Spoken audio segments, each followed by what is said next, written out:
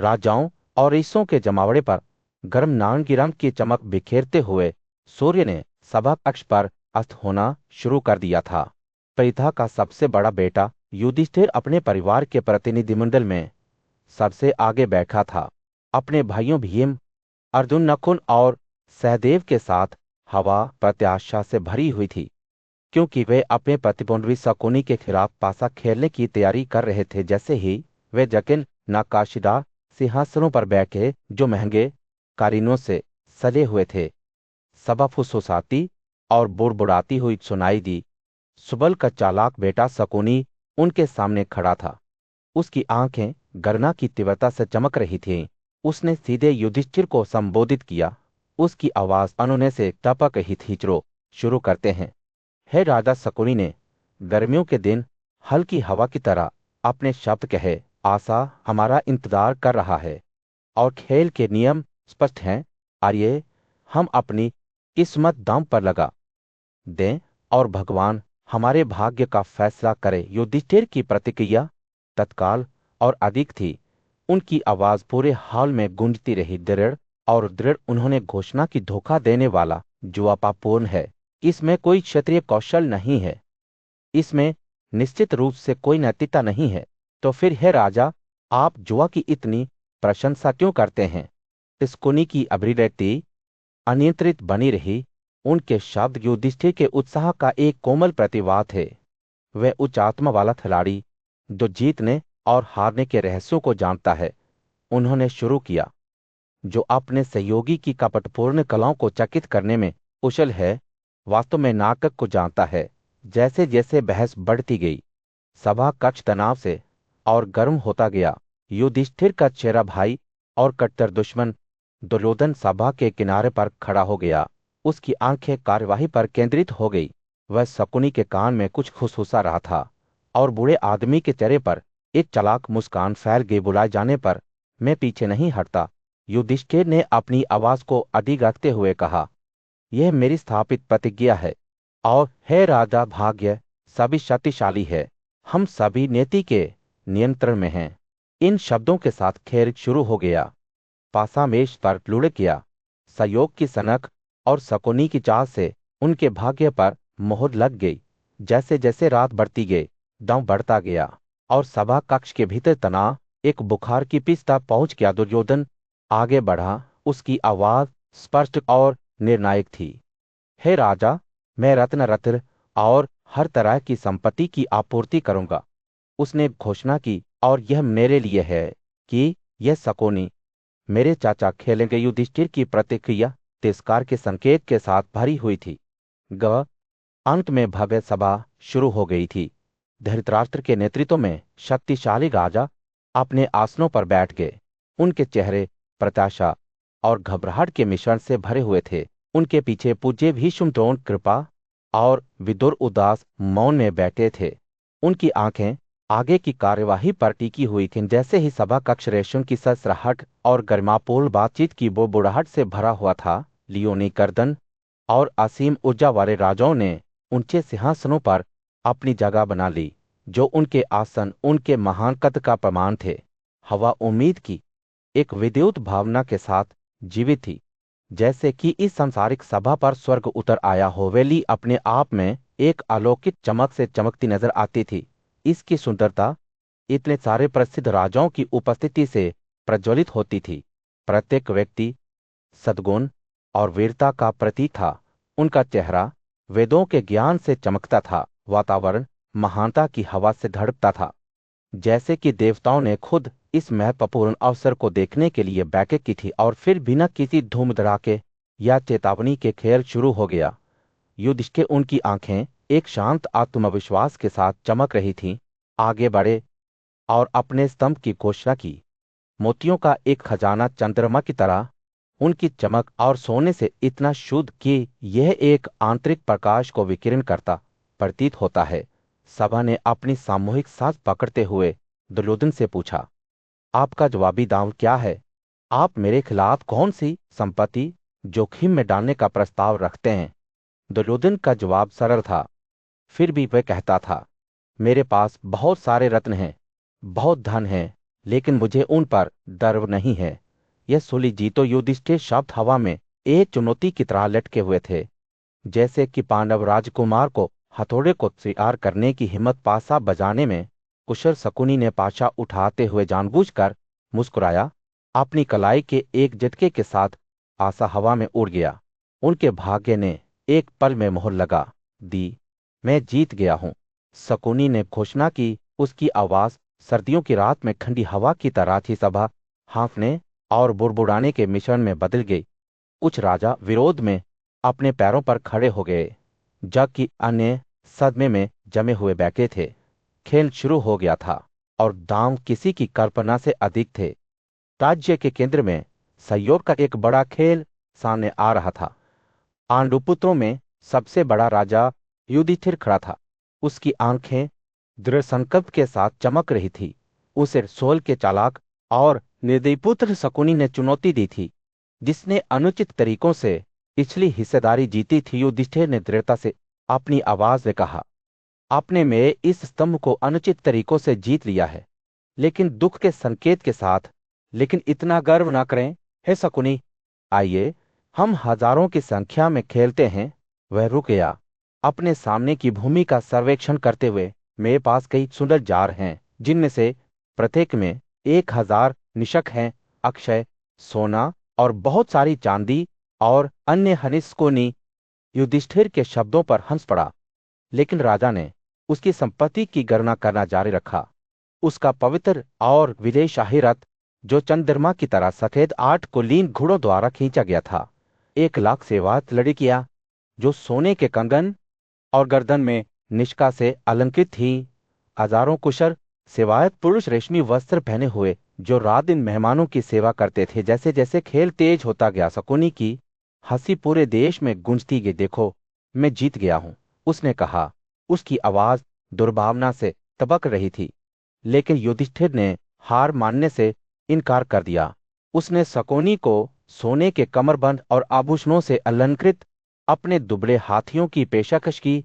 उनकी कारें, जिनमें से प्रत्येक सोने के खंभों और जदे से सुसज्जित थी, जो अच्छी तरह से प्रशिक्षित घोड़ों और योद्धाओं द्वारा खींची गई थी, जो अद्भुत तरीके से लड़ेबाजी और बढ़ती गई।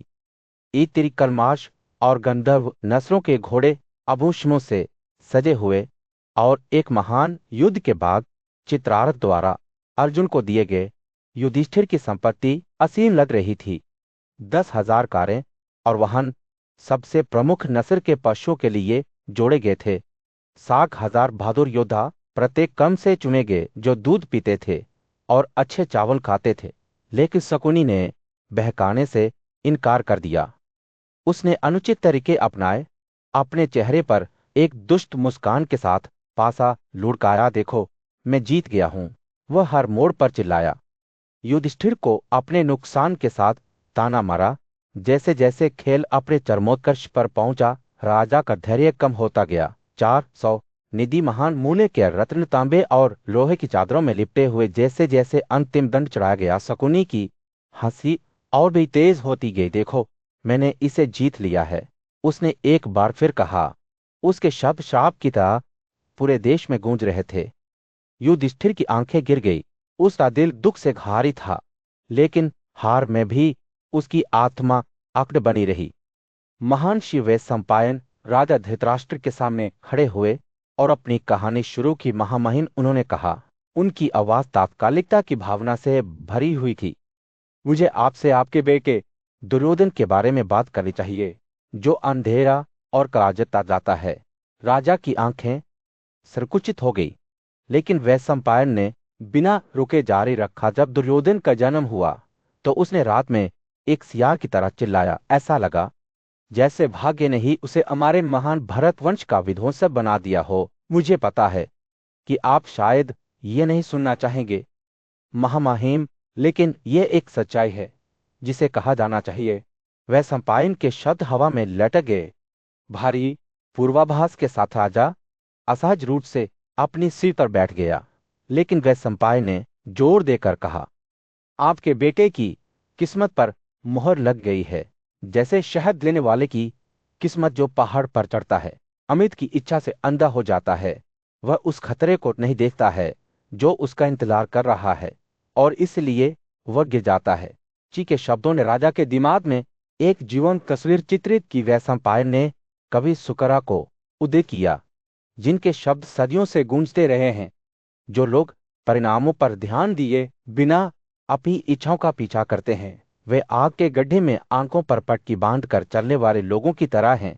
उन्होंने भोजों और अंधकों के बारे में बात की, जिन्होंने अपने लोगों की भलाई के लिए अपने बेटे को छोड़ दिया था।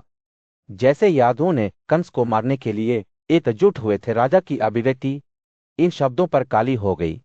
वह संपायन को पता था कि वह चेतावनी और आरोप के बीच एक पतली रेखा पर चल रहा है।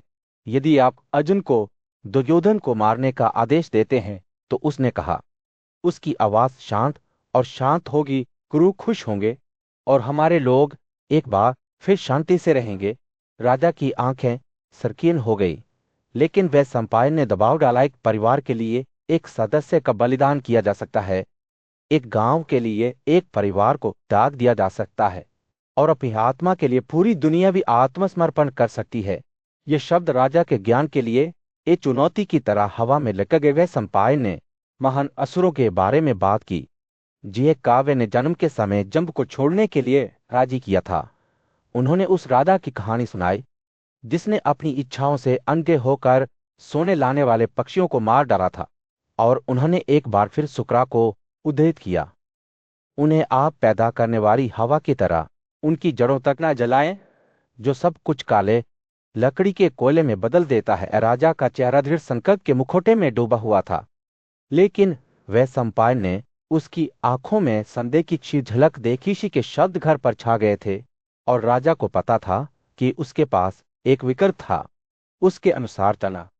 औरों की भव्य सभा में विदुर अपने राजा धृतराष्ट्र के सामने खड़ा हुआ और जल्दबाजी और चिंता की भावना के साथ बोला, जुआ ही सभी मतभेदों की जड़ है।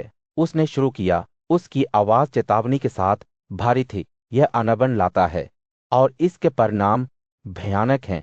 जब वह बोल रहा था तो उसकी आंखें धृतराष्ट्र के पुत्र दुर्योधन पर गिर गई, जो पास में बैठा था। उसका चेहरा उत्साह से लाल हो गया था। दुर्योधन की जुए की लत उसे इस मुकाम पर ले आई थी कि वह लापरवाही से उनके राज्य की संपत्ति और समृद्धि पर दांव लगा रहा था। यह ऐसा था जैसे एक ओगर बैल जो अपने ही क्रोध से पागल हो गया था, अपने कार्यों के परिणामों से बचने के व्यर्थ प्रयास में अपने सींग तोड़ रहा था। विदुर के शब्द एक चुनौती की तरह हवा में लटक के, लेकिन दुर्योधन अपने सामने आने वाले खतरे से अनजान लग रहा था। इस तनावपूर्ण सभा के बीच सौवीर के पहाड़ी राज्य के चालाक सलाहकार शकुनी चुपचाप बैठे। उनकी नजरें उनके सामने होने वाले खेल पर टिकी हुई थीं। वे जुए की काली कवाओं में पारंगत थे, और उन्होंने दुर्योधन को व्यापार की चालें सिखाई थीं। विदुर ने जैसे ही कहा, शकुनी की नजर धृतराष्ट्र की ओर झपक गई, जैसे कि वे अपने कार्यों के लिए स्वीकृति मांग रहे हों। लेकिन केवल शकुनी ही लालच और महत्वाकांक्षा के इस भंवर में नहीं फंसा था। पांडु के पुत्र पांडव भी मौजूद थे। वे बढ़ती बेचैनी के साथ देख रहे थे कि दुर्योधन उनकी संपत्ति और उनके भविष्य पर जुआ खेलता रहा। 5 भाइयों में सबसे बड़ा युधिष्ठिर ऊंचा और गर्व से बैठा था। उसकी आंखें एक शांत दृढ़ संकल्प के साथ चमक रही थी, जो दुर्योधन को इस रास्ते पर आगे बढ़ने की हिम्मत देता था। विदुर के शब्द उस तनाव को चाकू की तरह काटते हैं जो बात के केंद्र पर प्रहार करता है। धृतराष्ट्र को चेतावनी देते हुए उन्होंने कहा, यह आकर्षण जो आपने रचा है वह केवल गंभीर परिणाम देगा। आप शकुनी की सलाह का पालन करके और दुर्योधन को अपने लापरवाह मार्ग पर चलने की अनुमति देकर अपने आप पर बहुत बड़ी पीड़ा ला रहे हैं। और फिर भी विदुर की दलीलों के बावजूद धृतराष्ट्र नीचे की ओर बढ़ने वाले चक्र को रोकने में असमर्थ लग रहे थे। जो शुरू हो गया था। जैसे ही सभा ध्यान से देख रही थी, विदुर पांडवों को सीधे संबोधित करने के लिए मुड़ गया। सुनो, शांतनु के पुत्रों, प्रतिपा के वंशजों, उसने कहा। उसकी आवाज ने तात्कालिकता का संकेत दिया। इस भयानक आग में प्रवेश मत करो जो दुर्भाग्यपूर्ण दुर्योधन के पीछे भड़क गई है। जब वह पासा के नशे में हो जाता है और अपने क्रोध को रास्ता देता है, तो आपकी शरण कौन होगा? सवार एक चुनौती की तरह हवा में लटका हुआ था। जैसे कि उन्हें चारों ओर इकट्ठा हो रही अराजकता की ताकतों के खिलाफ खड़े होने की हिम्मत हो रही थी। विदुर के शब्दों के सामने शकुनी अपनी सीट से उठा। उसकी आंखें चमक रही थीं। हस्तिनापुर महल के भव्य सभागार में दुर्योधन और विदुर के बीच तीखी बहस हुई। छोटे राजकुमार, जो अपने उग्र स्वभाव के लिए जाने जाते थे, ऊंचे खड़े थे। उनकी आंखें क्रोध से चमक रही थी। विदुर, उन्होंने थूकते हुए कहा, आप हमेशा हमारे दुश्मनों की प्रशंसा कर रहे हैं और हमें नीचा दिखा रहे हैं। अपने स्वामी, आपकी जीभ आपके दिल को धोखा देती है और आपके शब्द किसी भी तलवार से अधिक गहरे हो जाते हैं। दुर्योधन के बुद्धिमान और पूजनीय चाचा विदुर ने अपने भतीजे के आरोपों को शांति से सुना। वे जानते थे कि दुर्योधन अपने चेले भाइयों पांडवों के खिलाफ शक्ति और बदला लेने की इच्छा से प्रेरित था। मेरे प्यारे राजकुमार, विदुर ने अपनी आवाज को स्थिर और मापा करते हुए शुरू किया, मैंने हमेशा सच बोला है, जैसा कि मैं इसे देखता हूं, बिना किसी डर या अनुग्रह के। मेरे शब्द कठोर हो सकते हैं, लेकिन वे आपको ज्ञान की ओर मार्गदर्शन करने के लिए हैं। दुर्योधन ने विदुर के शब्दों का मजाक उड़ाया और उसे एक परजीवी कहा। इसे उसके पिता धृतराष्ट्र ने उसकी गोद में एक सांप की तरह पोषित किया था। उसने आरोप लगाया, आप उन लोगों पर बुराई चाहते हैं जिन्होंने आपकी देखभाल की है, और आपका दिल द्वेष से भरा हुआ है। राजकुमार का गुस्सा स्पष्ट था और विदुर जानता था कि उसे दुर्योधन को और भड़काने से बचने के लिए सावधानी से चलना होगा। विचलित हुए बिना विदुर ने सच बोलना जारी रखा। मेरे प्यारे राजकुमार, उसने कहा, बुद्धिमानों ने कहा है कि अपने गुरु को चोट पहुंचाने से बड़ा कोई पाप नहीं है। फिर भी आप इस ज्ञान को नजरअंदाज करने और अपनी इच्छाओं का पालन करने के लिए तैयार हैं।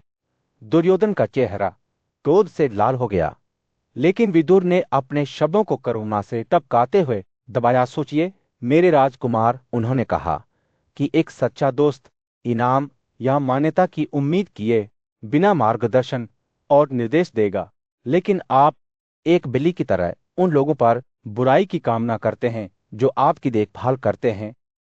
आप ज्ञान और पुण्य की तलाश करने के बजाय अपनी इच्छाओं से प्रेरित होते हैं।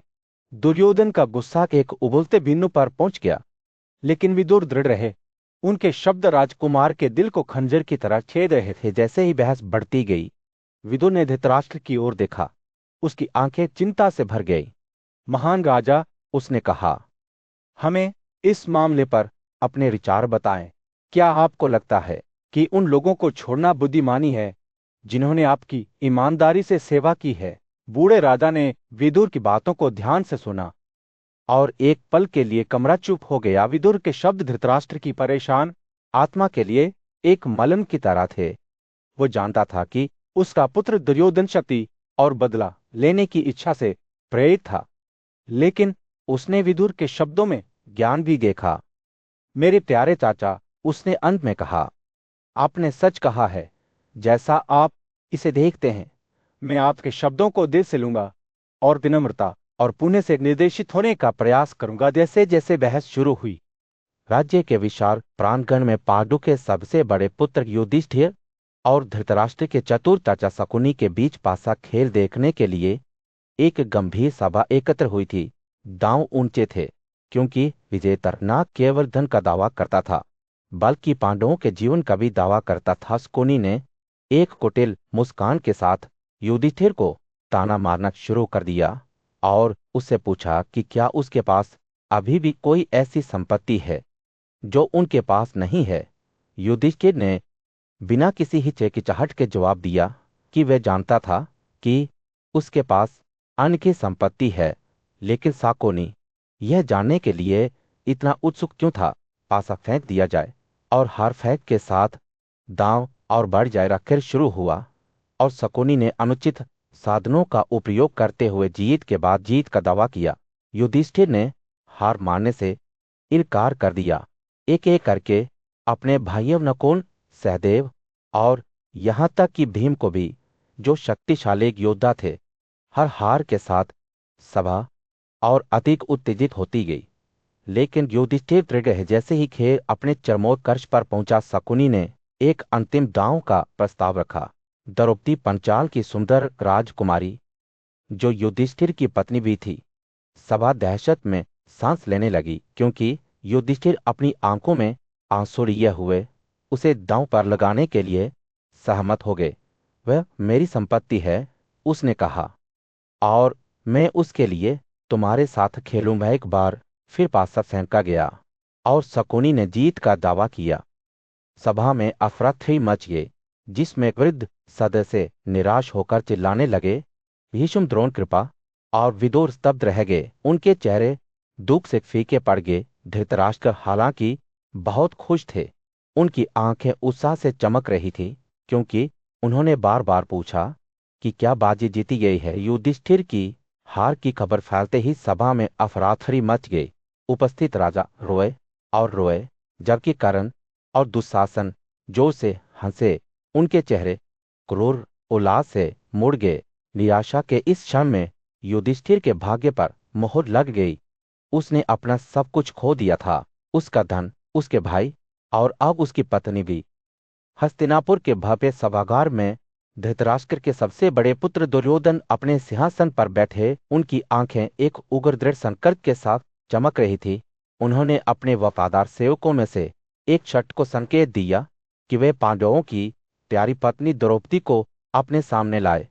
उसे यहाँ लाओ, उसने आदेश दिया। उसकी आवाज दुर्भावना से टपक रही थी। उसे कमरों को झाड़ने दो और उसे हमारी सेवा करने वाली महिलाओं के बीच रहने दो। ये जानते हुए कि दुर्योधन की बातों में जहर भरा हुआ है, शठ संकोच करने लगा। उसने धृतराष्ट्र के बुद्धिमान और दयालु चाचा विदुर की ओर देखा, जो पास में बैठे दृश्य को देख रहे थे। विदुर अपनी सीट से उठा, उसकी आंखें गहरे दुख से भरी हुई थीं। दुर्योधन, उसने गर्मियों के दिन की हल्की हवा की तरह आवाज करते हुए कहा, क्या आप नहीं जानते कि इतने कठोर शब्द बोलने से आप खुद को रस्सियों से बांध रहे हैं? क्या आप नहीं देखते कि आप एक ढलान के किनारे खड़े हैं और आपको घेरने वाले घातक जहर के सांप उकसाने पर हमला करेंगे? दुर्योधन ने विदुर की बातों का मजाक उड़ाया, लेकिन बुद्धिमान चाचा बोलते रहे, आपने इस खजाने को पासों से जीता है, लेकिन यह खून और आंसुओं से खरीदा गया खजाना है। आपके पिता धृतराष्ट्र ने अपनी इच्छाओं में खुद को खो दिया है और आपने विनाश के रास्ते पर उनका अनुसरण किया है। विदुर के शब्द मधुर अमृत की तरह टपक रहे थे, लेकिन दुर्योधन सुन नहीं पा रहा था। वह अपनी ही महत्वाकांक्षा में डूबा हुआ था और उसने अपने मन की आंखों में केवल जीत देखी। लेकिन विदुर ने दबाव डाला, उसकी आवाज और भी तेज हो गई। सुनो दुर्योधन, उसने कहा, ऐसे कठोर शब्द मत बोलो जो दूसरों के दिलों को छेदते हैं। अपने दुश्मनों को गलत तरीकों से वश में मत करो। याद रखें, वेद ऐसे कार्यों की निंदा करते हैं और वे केवल नरक और पीड़ा की ओर ले जाते हैं। जैसे ही विदुर ने बात की, उसकी आंखों के सामने एक दृष्टि उठी। एक शिकारी का हुक एक बकरी के गले को छेद रहा था। छवि जीवंत थी और ऐसा लग रहा था कि वह उनके बीच हवा में जीवित हो रहा था। विदुर ने दुर्योधन को चेतावनी देते हुए कहा, पांडवों की संपत्ति को न निगले, उन्हें अपना दुश्मन न बनाए, क्योंकि जब आप कठोर शब्द बोलते हैं तो आप विनाश के बीज बोते हैं और वे एक दिन फल देंगे। धृतराष्ट्र के बेटे ने विदुर को तिरस्कार और तिरस्कार के मिश्रण के साथ देखा। वह अपने चाचा की बातों को नहीं सुनेगा, क्योंकि वह आश्वस्त था कि उसने पासा मेला और चकोर का खेल जीत लिया है। लेकिन विदुर बेहतर जानता था। उसने क्षितिज पर अंधेरे को इकट्ठा होते देखा, जैसे कि तूफान का बादल फटने वाला था। अफसोस, वह निराशा में चिल्लाया, कई कुरु आपके साथ बेईमानी के इस रास्ते पर चले हैं। लोकी भी डूब सकती है और पत्थर भी तैर सकते हैं। कौरवों के राज्य के भव्य प्रांगण में धृतराष्ट्र का पुत्र दुर्योधन ध्यान के केंद्र में बैठा हुआ था। उसकी आंखें गर्व और अहंकार से चमक रही थीं। वह अभी अभी सबसे बड़े पांडव भाई युधिष्ठिर के खिलाफ पासा खेलकर विजयी हुआ था।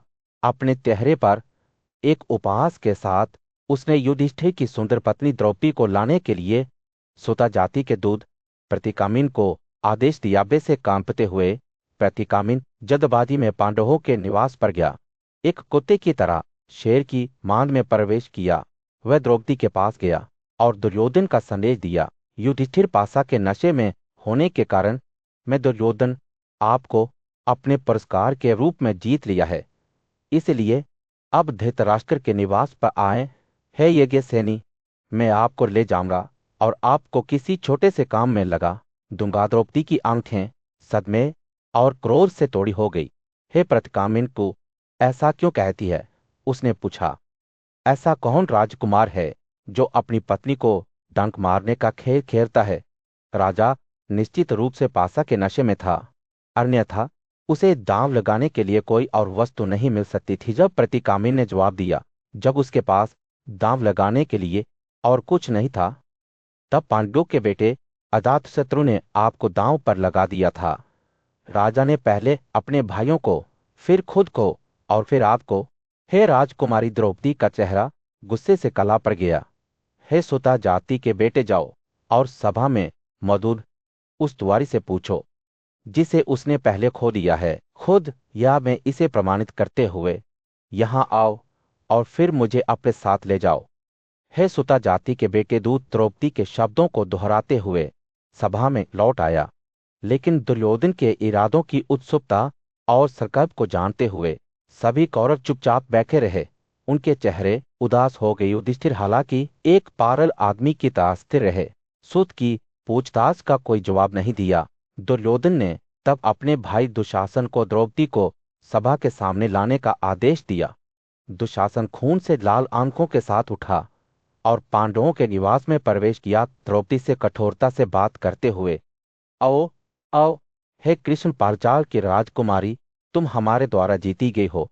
और हे कमल के पत्ते जैसी बड़ी आंखों वाले, अब आओ और अपने प्रभु के लिए कुरु को स्वीकार करो। द्रौपदी का चेहरा दर्द से पीला पड़ गया। जब उसने अपने माथे पर हाथ मलाया, वह उस जगह पर दौड़ी जहां धृतराष्ट्र के घर की महिलाएं थी, लेकिन दुशासन ने उसे पकड़ लिया। द्रौपदी के सामने खड़े होने पर सभा कक्ष शर्म और दुख के बोझ से भर गया था। उसकी गरिमा दुशासन के क्रूर हाथों से घायल हो गई थी। दृढ़ स्वर में उसने सभा को संबोधित करते हुए कहा, थोड़ा रुको पुरुषों में सबसे खराब दुशासन, मुझे एक कार्य करना है, एक उच्च कर्तव्य जो मैंने अभी तक नहीं किया है। उसके शब्द अवज्ञा से टपक गए और उसकी आंखें आज से चमक उठी जो अंधेरे में छेद करती प्रतीत हुई। जैसे ही वे बोल रही थी, वैसा पायन की आवाज कमरे में गूंज रही थी। द्रौपदी की पीड़ा को याद करते हुए पहले से कहीं अधिक ताकत से घसीटते हुए पीड़ित और असहाय द्रौपदी जमीन पर गिर गई। इस तरह कुरुओं की उस सभा में रो पड़ी दृश्य एक त्रासदी की तरह सामने आया, जैसे कि नैतिकता का ताना बाना टूट गया हो। द्रौपदी के शब्द नदी की तरह बहने लगे। काश इससे पहले केवल एक बार स्वयंवर के अवसर पर मुझे एम्फी थिएटर में इकट्ठे हुए राजाओं ने देखा था, और उसके बाद मुझे एक बार भी नहीं देखा गया। मुझे आज इस सभा के सामने लाया गया है। जब वह अपनी असुरक्षा के बारे में बात कर रही थी, तो उसकी आवाज भावनाओं से कांप रही थी। भीड़ की नजरों के सामने एक फूल की तरह एक कठोर वजन के नीचे कुचल दिया गया था। सभा चुप हो गई। उनके चेहरे शर्म और अपराधबोध से भरे हुए थे। भीष्म की आवाज ने खामोशी को तोड़ दिया। उनके शब्द ज्ञान और अफसोस से भरे हुए थे। मैं पहले ही कह चुका हूं, है धन्य व्यक्ति कि नैतिकता का मार्ग सूक्ष्म है। जिसे इस दुनिया में एक मजबूत व्यक्ति नैतिकता कहता है, उसे दूसरे लोग ऐसा मानते हैं। हालांकि यह वास्तव में हो सकता है। उसकी आंखें एक गहरी समझ रखती थी, जैसे कि वह द्रौपदी की आत्मा को देख रहा हो। सभा का ध्यान युधिष्ठिर की ओर गया और भीष्म के शब्द एक अनखे प्रश्न की तरह हवा में लटक गए। यह घोषणा करना उनके लिए उचित है कि आप जीते हैं या नहीं। जिम्मेदारी का भार सबसे बड़े पांडव के कंधों पर स्थिर हो गया। उनकी आंखें गहरे त्याग और चिंता के साथ द्रौपदी पर टिकी हुई थी। उस पल में सभा अपनी सांस रोकती हुई युधिष्ठिर के जवाब की प्रतीक्षा कर रही थी। क्या वह अपने परिवार के गुणों को बनाए रखेगा, या वह उस अंधेरे के आगे झुक जाएगा जिसने कौरवों को भस्म कर दिया था। पांडवों का भाग्य और वास्तव में कुरुओं का भविष्य संतुलन में अनिश्चित रूप से लटका हुआ था, क्योंकि द्रौपदी उनके सामने खड़ी थी। उसका दिल एक साहस से धड़क रहा था जो लगभग दिव्य लग रहा था। एक भव्य सभा के बीच जहां राजा और कुलीन लोग उनके सामने नाटक को देखने के लिए एकत्र हुए थे, राजा द्रुपद की सुंदर बेटी यज्ञसेनी अनियंत्रित रूप से रोती हुई खड़ी हो गई। उनके पति के भाई भीम, अर्जुन, नकुल और सहदेव उनके बगल में चुपचाप बैठे रहे। उनकी आंखें शर्म से झुक गई। धृतराष्ट्र के पुत्र दुर्योधन ने इस दृश्य को द्वेष और मनोरंजन के मिश्रण के साथ देखा। जैसे ही यज्ञसेनी के आंसू शरद ऋतु की बारिश की तरह गिरे, वह इकट्ठा हुए राजाओं से बार बार विनती करती थी कि वे उसके खिलाफ किए जा रहे अन्याय के खिलाफ बोलें। लेकिन उनकी खामोशी गूंगी हुई थी और दुर्योधन की मुस्कान चौड़ी होती गई, क्योंकि वह उन्हें मुख देता था। वह यज्ञसेनी के पास गया। उसकी आंखें विजय से चमक रही थीं और ऐसे शब्द बोल रहा था जो उसके भाग्य को सील कर देंगे है। यज्ञसेनी, उसने कहा, आपका सवाल आदर में लटका हुआ है। यह आपके पति के जवाब पर निर्भर करता है। उन्हें इन कुलीन लोगों के सामने यह घोषणा करने दें कि युधिष्ठिर उनके स्वामी नहीं हैं और आप गुलामी की इस स्थिति से मुक्त हो जाएंगे। वह रुक गया। उसकी आवाज विनम्रता से टपक रही थी। धर्म के महान पुत्र जो स्वयं इंद्र के समान है, उसे पुष्टि करने दें कि वह आपका स्वामी नहीं है। पांडवों के प्रस्ताव को स्वीकार करें या हमारा बिना देर किए, क्योंकि हम कौरव आपके संकट के सामने असहाय हैं। दुर्योधन के शब्दों पर सभा ने तालियां बजाई। राजाओं और रईसों ने समान रूप से अपनी स्वीकृति के लिए चिल्लाया और सिर हिलाकर और मुस्कुराते हुए एक दूसरे को संकेत दिए। कुछ तो संकट में चिल्लाने लगे, जबकि अन्य ने चाहे मोड़ कर देखा। युधिष्ठिर की प्रतिक्रिया सुनने के लिए उत्सुक थे। जैसे ही वह बौखला गया, भीमसेन अपनी हाथों में चंदन का येप लगाकर बोलने के लिए खड़ा हो गया। उसकी आवाज सभा में एक शक्तिशाली ड्रमबीट की तरह गरज उठी और सभा की नींव को हिलाकर रख दिया। अगर हमारा सबसे बड़ा भाई राजा युधिष्ठिर न्यायी हमारा स्वामी नहीं होता, तो हम किस अन्याय के लिए कुरु जाति को कभी माफ नहीं करते। वह हमारे सभी गुणों का स्वामी है, यहाँ तक कि हमारे जीवन का भी स्वामी है। अगर वो खुद को पराजित मानता है तो हम भी हार गए हैं। और अगर कोई पंचाल की राजकुमारी के उन ताले को छूने की हिम्मत करता है, तो मेरे इन शक्तिशाली हाथों को लोहे की गदा की तरह देखो। भीम के शब्दों ने एकत्रित राजाओं की रीढ़ को कंपित कर दिया, जो उनकी बहादुरी और भक्ति को देखकर आश्चर्यचकित थे। यहाँ तक कि भीष्म, द्रोण और विदुर, जो संयम का आग्रह कर रहे थे, ने भी सहमति में सिर हिलाकर कहा, क्षमा करें हे भीम, आपके साथ सब कुछ संभव है। कौरव साम्राज्य के भव्य सभा कक्ष में कुलीन राजकुमारों और चालाक दुर्योधन के बीच एक ही बहस चल रही थी। विषय था पांचाल की सुंदर राजकुमारी द्रौपदी का भाग्य, जिसे युधिष्ठिर ने पासा पर जीत लिया था और अब उसे गुलाम माना जाता था। एक सूत का पुत्र कर्ण उनके सामने खड़ा हुआ और घोषणा की कि 3 व्यक्ति भीष्म, विदुर और द्रोण स्वतंत्र हैं और स्वतंत्र रूप से अपने मन की बात करते हैं। हालांकि उन्होंने इस बात पर जोर दिया कि द्रौपदी की पत्नी बहू और राजकुमारी के रूप में स्थिति ने उन्हें अपने पतियों पर निर्भर कर दिया, जिन्होंने पासा खेल में सभी धन और अधिकार खो दिए थे। भीम उग्र योद्धा अपने पैरों पर खड़ा हो गया। उसकी आंखें क्रोध से जल रही थीं। उसने कर्ण के शब्दों को स्वीकार किया, लेकिन दुर्योधन की ओर अपना क्रोध निर्देशित करते हुए कहा कि अगर उसने द्रौपदी को सभा के सामने नहीं रखा होता, तो उनके दुश्मनों में इस तरह के शब्द बोलने की हिम्मत नहीं होती। दुर्योधन ने भीम को भड़काने और उसका और अपमान करने के लिए द्रौपदी को अपनी जान दिखाई, जो एक केले के पेड़ के तने की तरह थी।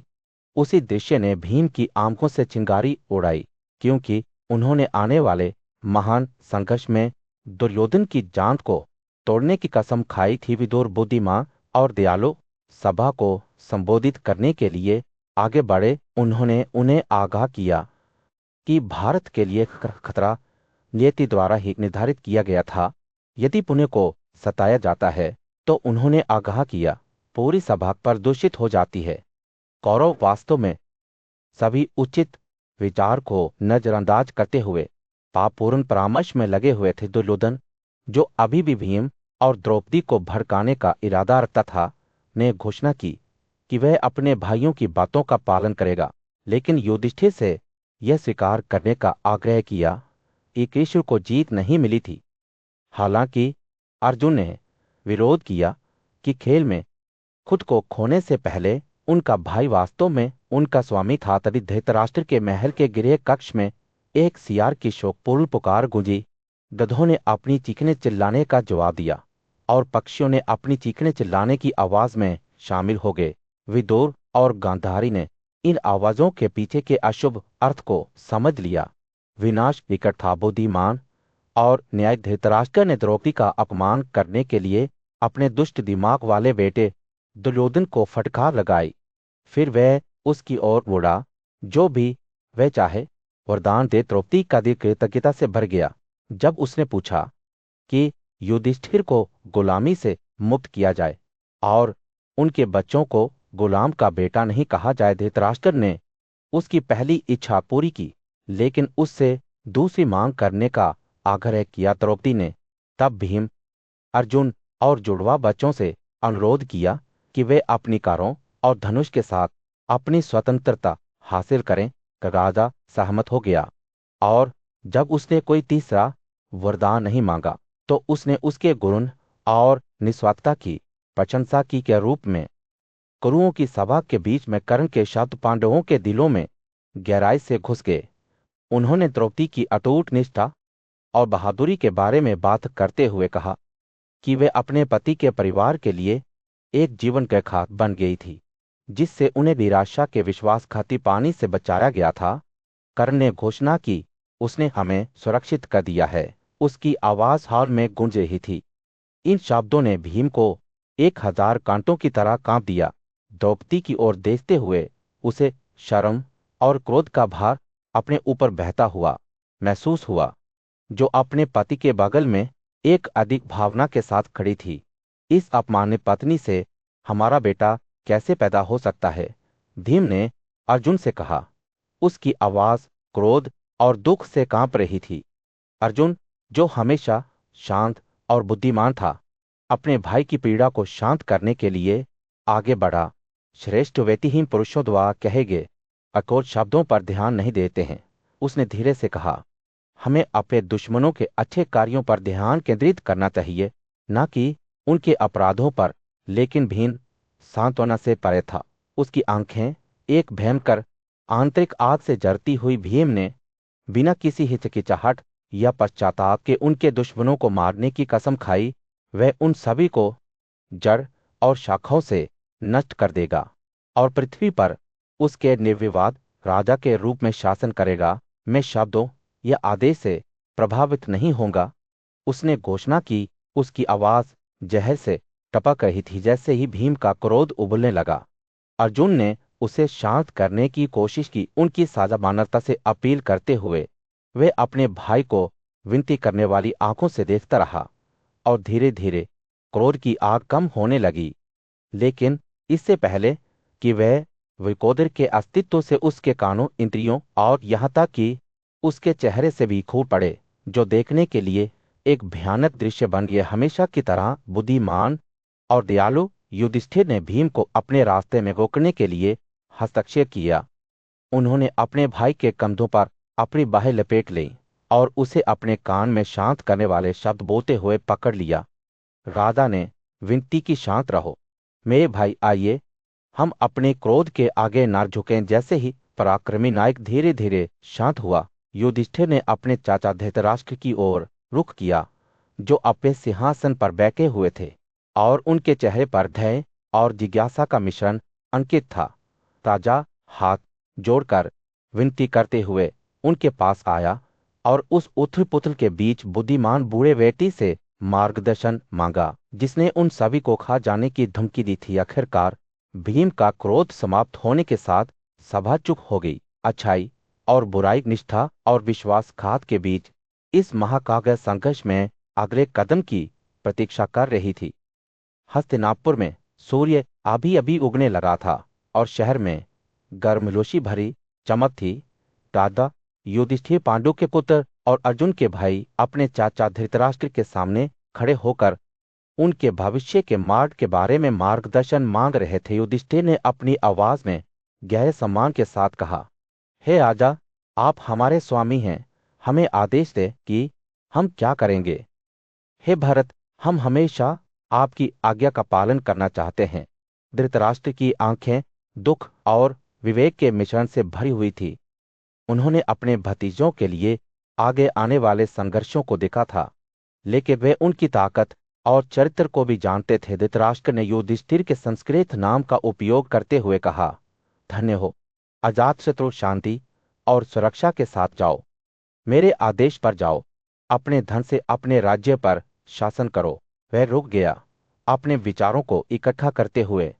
आगे बढ़ने से पहले बचे एक बूढ़े आदमी की इस आज्ञा को ध्यान में रखा, यह अच्छी सलाह जो मैं देता हूं और जो एक पौष्टिक आहार भी है। आप नैतिकता के सूक्ष्म मार्ग को जानते हैं।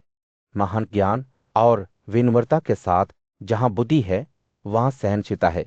इसलिए हे भरत, आप शांति की सलाह का पालन करें। धृतराष्ट्र के शब्द ईमानदारी से टपक रहे थे, क्योंकि उन्होंने अपने दुश्मनों के शत्रुतापूर्ण कार्यों पर ध्यान देने के बजाय केवल उनके अच्छे कार्यों को याद रखने के महत्व के बारे में बात की थी। उन्होंने युधिष्ठिर से सलाह और परामर्श के लिए खुले रहने का आग्रह किया, जैसे एक बुद्धिमान पेड़ हवा में झुकता है। धृतराष्ट्र ने कहा, दुर्योधन के कठोर शब्दों को याद मत करो। उसकी आवाज में उसके परिवार को दिए गए दर्द के लिए दुख का संकेत था। अपनी मां गांधारी और मुझे भी देखो, अगर तुम केवल वही याद रखना चाहते हो जो अच्छा है। युधिष्ठिर ने ध्यान से सुना। उनका दिन अपने चाचा के लिए प्यार और सम्मान से भरा हुआ था। वे जानते थे कि धृतराष्ट्र के शब्द केवल खाली परामर्श नहीं थे, बल्कि पुराने राजा के अपने अनुभवों और ज्ञान का प्रतिबिंब थे। जैसे ही युधिष्ठिर जाने के लिए तैयार हुए, धृतराष्ट्र की आंखें अपने भतीजे और भाइयों को देखते हुए आंसू से चमक उठी। आप में पुण्य है, अर्जुन में धैर्य है, भीमसेन में पराक्रम है और जुड़वा वरिष्ठों के लिए शुद्ध सम्मान है। उन्होंने कहा, उनकी आवाज कांप रही थी, धन्य है आप, हे अजातशत्रु। धृतराष्ट्र ने अपने शब्दों को युधिष्ठिर के भविष्य पर एक आशीर्वाद के रूप में दोहराया। खंडवा की ओर लौटे और आपके 6 भाइयों के बीच भाईचारे का प्रेम हो। आपका दिल भी हमेशा उन्हें पर स्थिर रहे। मार्गदर्शन के इन अंतिम शब्दों के साथ युधिष्ठिर अपने भाइयों के साथ उनके लिए निकल पड़े। हस्तिनापुर के शाही दरबार में राजकुमारों में बेचैनी की भावना छा गई, क्योंकि उन्हें खबर मिली कि पांडव अपनी संपत्ति और गहनों के साथ चले गए हैं, केवल अपनी जीत की यादें छोड़ गए हैं। राजा जन्मेजय ने अपने चेरे भाइयों धृतराष्ट्र के पुत्रों की भावनाओं को समझने की कोशिश की। एक पूज्य कथाकार वैशंपायन ने कहानी सुनाना शुरू किया। जब दुशासन महल में आया तो उसने अपने भाई दुर्योधन को दुख और क्रोध में डूबा हुआ पाया। वैशंपायन ने कहा, दुर्योधन के शब्द चाकू की तरह कट गए। हमारे पिता ने इतनी मेहनत से जो कुछ भी जीता है उसे फेंक दिया है। उन्होंने यह सब हमारे दुश्मनों को दे दिया है। उनके सलाहकार कर्ण और शकुनी शामिल हो गए। उनके दिमाग पर घमंड छा गया। जैसे ही राजकुमार धृतराष्ट्र के पास पहुंचे, उन्होंने उन्हें अपने उद्देश्य के लिए प्रेरित करने का दृढ़ संकल्प किया। दुर्योधन पहले बोले। उनके शब्द करुणे के साथ टपक रहे थे। पिता, क्या आपने राजनीति पर बृहस्पति की सलाह के बारे में नहीं सुना है? जो गलत करते हैं उन्हें मार दिया जाना चाहिए। अगर हम पांडवों की संपत्ति का उपयोग अन्य राजाओं को जीतने और फिर उन्हें युद्ध में हराने के लिए करते हैं तो हमें क्या नुकसान हो सकता है? वह रुक गया। उसकी आवाज दृढ़ विश्वास के साथ उठी। हम अर्जुन को अपने कवच में लिपे हुए एक बार फिर पासा खेलने के लिए आमंत्रित करेंगे। हम उसे यह सोचने देंगे कि वह जीत गया है, लेकिन हम गुप्त रूप से युद्ध की तैयारी करेंगे। उसकी आंखें चालाकी से चमक रही थी। अर्जुन पहले से ही चल रहा है, उसका गांडीव तैयार है। और देखो, वृकोदर अपने रथ को एक उन्माद में झोंक लेता है, जबकि नकुल अपनी तलवार और घाल तैयार करता है। सहदेव और युधिष्ठिर अपनी सेनाओं को इकट्ठा करने के अपने इरादों का संकेत देते हैं। हम उन्हें द्रौपदी के सम्मान के अपमान के लिए हमें क्षमा नहीं करने लेंगे। राजकुमारों के शब्द द्वेष से भरे हुए थे। हर एक को विश्वास था कि वे सही थे। दुर्योधन की आवाज जोर से उठी, हम एक बार फिर जुआ खेलेंगे। हम पांडवों को पासा पर हरा देंगे और उन्हें निर्वासन में भेज देंगे। या तो हम या वे 12 साल तक निर्वासित के रूप में रहेंगे, फिर अपने राज्य में लौटने से पहले 1 और साल बिना किसी पहचान के बिताएंगे।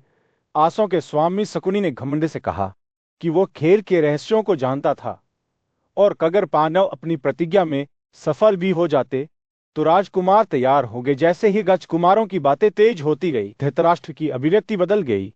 उनकी आंखें संदेह से घिर गई, लेकिन उनके बेटों का विश्वास उनके घायल गर्व के लिए एक मलम की तरह था। पांडवों को वापस लाओ, उन्होंने अंत में अपनी आवाज को दृढ़ करते हुए कहा।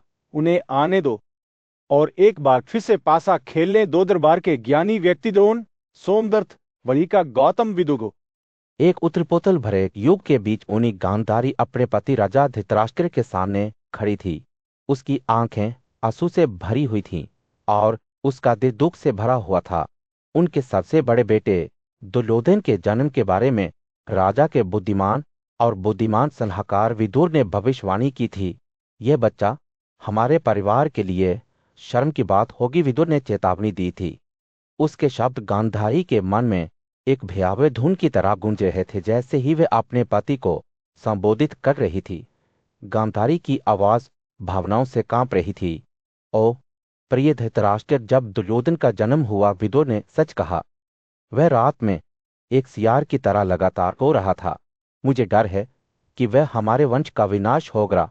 उसके शब्द एक नदी की तरह बह गए जब उसने अपने पति से चेतावनी संकेतों पर ध्यान देने के लिए कहा। युवा और मूर्ख की सलाह से विचलित न हो, उसने विनती की। याद रखें प्रिय राधा कि आप हमेशा बुद्धिमान और न्यायपूर्ण रहे हैं। अपने ज्ञान से हमारे बेटों का मार्गदर्शन करें, लेकिन उन्हें आपको गुमराह ना करने दे। राजा धृतराष्ट्र ने ध्यान से सुना। उनकी अभिव्यक्ति दुख और संकट का मिश्रण थी। उन्हें विदुर के शब्द याद आए और उनके दिल में बेचैनी बढ़ गई। गांधारी के शब्द एक तेज तीर की तरह गहरी हो गए जो उनकी आत्मा को छेद रहा था। उन्होंने शास्त्रों के बारे में बात की जो दुष्ट विचारों वाले लोगों को वश में नहीं कर सके, और उनके परिवार पर जो विनाश होगा अगर वे अपना रास्ता नहीं बदलते।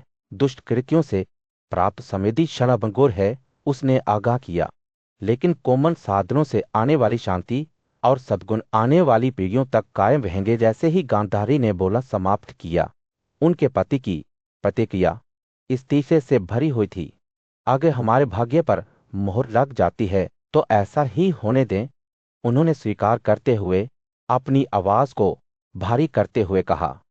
मैं इसे रोकने में असमर्थ हूं। मेरे बेटों को उनकी इच्छाओं का पालन करने दें और पांडवों को वापस जाने दें।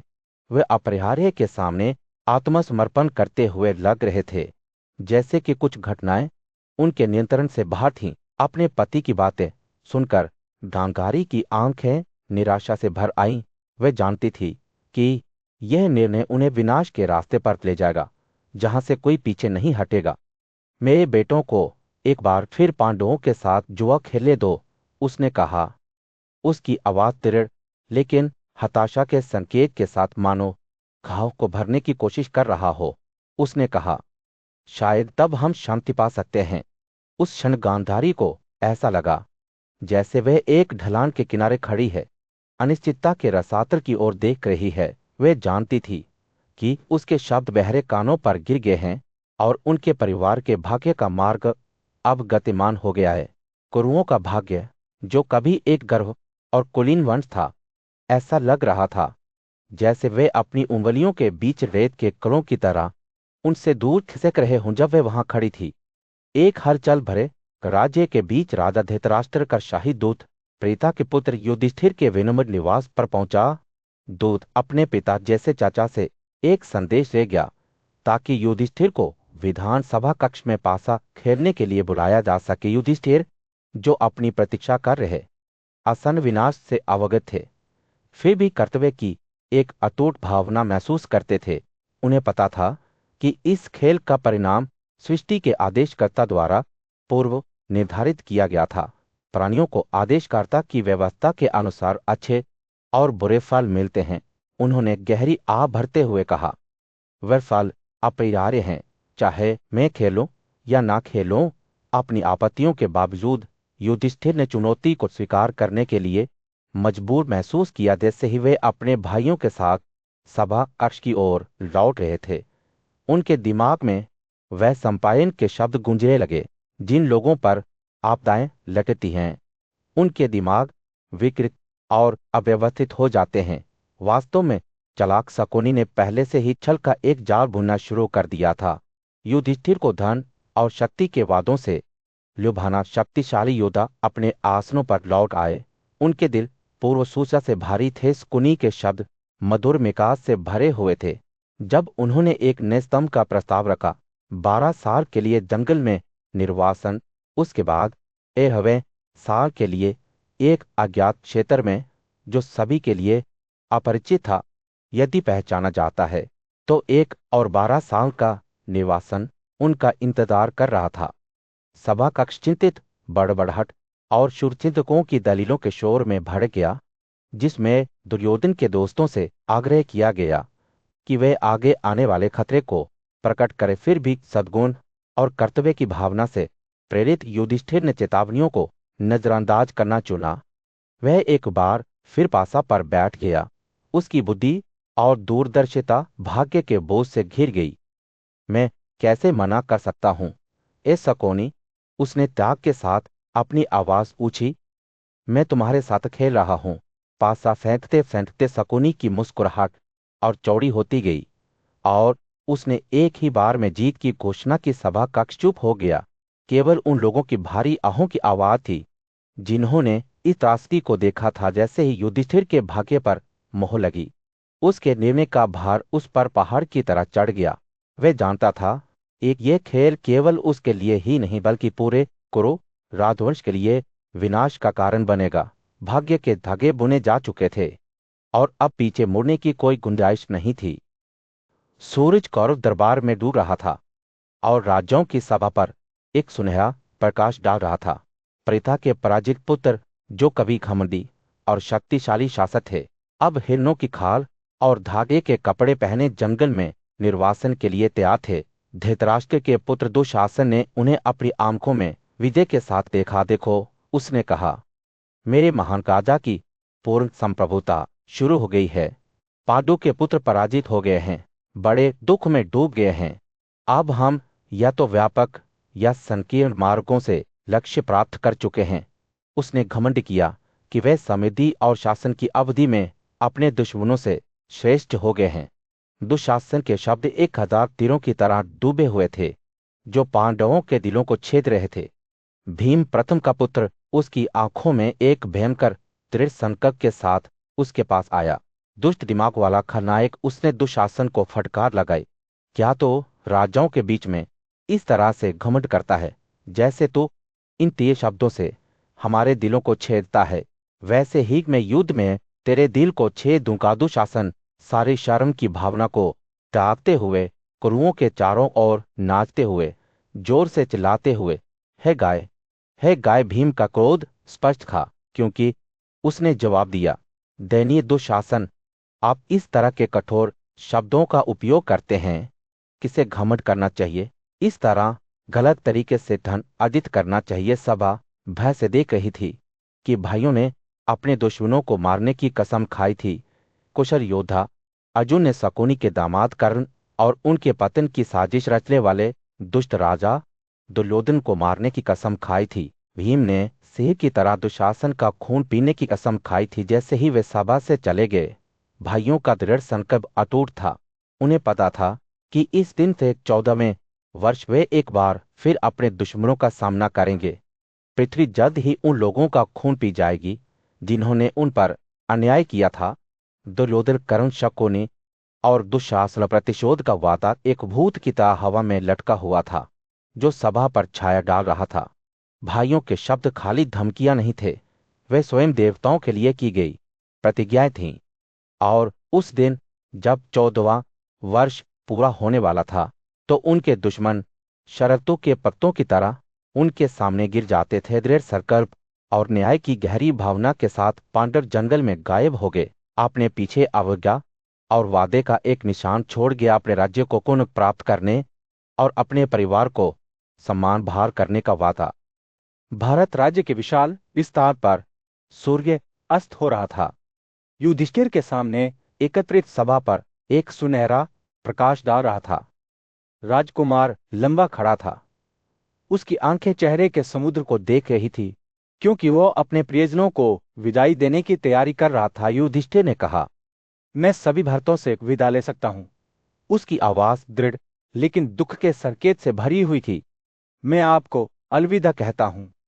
भीष्म मेरे पूज्य पोते, राजा सोमदत्त, महान राजा वाहलिकादोन कृपा, अन्य सभी राजा, अश्वत्थमन, विदुर, धृतराष्ट्र, उनके बेटे युत्सु, संजय और सभी दरबारी, मैं आप सभी के पास सुरक्षित लौटता हूं। सभा भावनाओं से अभिभूत थी, लेकिन किसी ने भी युधिष्ठिर के फैसले के खिलाफ बोलने की हिम्मत नहीं की। उनके दिल उस राजकुमार के लिए गौरव और प्रशंसा से भर गए, जिसने इतना सहन किया था और फिर भी दृढ़ रहे। विदुर बुद्धिमान और दयालु युधिष्ठिर को संबोधित करने के लिए अपने आसन से उठा। उसने राजकुमारी के जन्म नाम का उपयोग करते हुए कहा, पूज्य प्रीता, यह उचित नहीं है कि आप जंगल में जाएं। आप नाजुक और बूढ़े हैं और हमेशा खुशी को जानते हैं। मेरे साथ मेरे निवास में रहें, जैसा कि आप सम्मानित होंगे। पांडवों ने एक दूसरे को देखा। उनके चेहरे अपने चाचा के प्रति उनके प्यार और निष्ठा का प्रमाण हैं। जैसा आप कहते हैं वैसा ही होने दें। हे पाप रहित, उन्होंने एक स्वर में जवाब दिया, आप हमारे पिता के भाई हैं, हमारे लिए एक पिता की तरह। हम आपकी आज्ञाओं का पालन करते हैं और आपकी बुद्धि का सम्मान करते हैं। विदुर मुस्कुराया। उसकी आंखें गर्मजोशी से चमक रही थी। युधिष्ठिर भरत जाति का बयान उसने कहा, मैं आपको अपनी सलाह देता हूं। जिसे पापपूर्ण तरीकों से पराजित किया गया है, उसे हार से दुखी होने की आवश्यकता नहीं है। आप नैतिकता के हर नियम को जानते हैं। अर्जुन युद्ध में हमेशा विजयी होता है। भीम दुश्मनों का हत्यारा है। नकुल धन इकट्ठा करता है। सहदेव में प्रशासनिक प्रतिभा है। धम्य वेदों से सबसे पहले परिचित है और द्रौपदी गुणी और किहाती है। आप प्रेम और एकता से बंधे परिवार हैं और दुश्मन आपको एक दूसरे से अलग नहीं कर सकते। राजकुमार ने विदुर के शब्दों को ध्यान से सुना। उसका दिल उसके द्वारा दी गई बुद्धिमान सलाह के लिए कृतज्ञता से भर गया। सांसारिक संपत्ति से धैर्यवान अमूर्तता मेरे लिए बहुत फायदेमंद होगी, उसने कहा। दृढ़ संकल्प से भरी उसकी आवाज कोई भी दुश्मन, चाहे वो खुद शक्र के बराबर ही क्यों ना हो, इसके खिलाफ खड़ा नहीं हो पाएगा। विदुर ने बोलना जारी रखा। युधिष्ठिर को शिष्यों से सीखे गए सबक की याद दिलाते हुए हिमावत के पहाड़ों पर मेरु सावर्णी वर में कृष्णोदय पाए। सूर्य हस्तिनापुर पर अस्त हो रहा था। भीड़भाड़ वाली सड़कों पर एक सुनहरा प्रकाश डाल रहा था, लेकिन शांति के बीच निराशा की भावना हवा में भारी लटक रही थी। पांडवों की प्यारी पत्नी द्रौपदी अपनी सास प्रीता कुर्ती के सामने खड़ी थी। जाने की अनुमति मांग रही थी। खून से सना हुआ अपरे का एक टुकड़ा पहने अपनी बहू को देखते हुए प्रीता की आंखें आंसू से भर आई। उसके बाल उखड़ गए। मेरी बच्ची, उसकी आवाज दुख से दबी हुई थी। प्रीता ने कहा, इस आपदा के लिए शोक मत करो जो हम पर आई है। आप एक महिला के कर्तव्यों में अच्छी तरह से वाकिफ हैं और आपका व्यवहार अनुकरणीय है। जैसे ही द्रौपदी जाने के लिए तैयार हुई, कुंती के विचार अपने बेटों पांडवों की ओर मुड़ गए, जिन्हें निर्वासन के लिए मजबूर किया गया था। वे घर से बाहर निकली। उनके चेहरे पर आंसू बह रहे थे उन्हें विदाई देने के लिए, लेकिन उन्होंने जो देखा उसने उन्हें हिलाकर रख दिया। उनके बेटे, उनके गहने और वस्त्र हिरणों की खाल पहने हुए उनके सिर शर्म से लटके हुए थे। कुंती का दिल दुखता रहा जब उसने अपने बेटों को खुश मिजाज दुश्मनों और दयालु दोस्तों से घिरा हुआ देखा। वे एक दूसरे को कसकर गले लगाते हुए उनकी ओर दौड़ी। यह आपदा आप पर क्यों आई है? वे रो पड़ी। उसकी आवाज पीड़ा से कांप रही थी। आप गुणी, अच्छे व्यवहार वाले और सभी उत्कृष्ट गुणों से अलंकृत हैं। आपने इस भाग्य के योग्य होने के लिए क्या किया है? जैसे ही कुंती के शब्द दुख की नदी की तरह बहने लगे, उसके विचार उन पूर्वजों की ओर मुड़ गए जिन्होंने अब तक उनका मार्गदर्शन किया था। उसने उनके धन और संपत्ति के नुकसान और पथहीन जंगल में आगे आने वाली कठिनाइयों पर शोक व्यक्त किया। अगर मुझे पहले से पता होता कि आपको निर्वासन में रहना तय है